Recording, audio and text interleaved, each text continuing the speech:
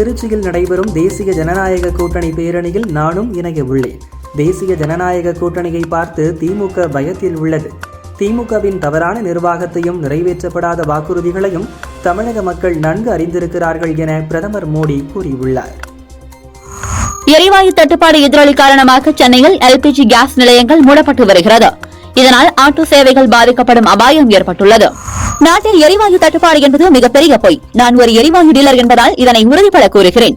அதே நேரம் ஹோட்டலில் உணவு குறைப்பதற்கும் சிலிண்டர் தட்டுப்பாட்டுக்கும் எந்த சம்பந்தமும் இல்லை என பாஜக மாநில தலைவர் நயினார் நாகேந்திரன் கூறியுள்ளார்.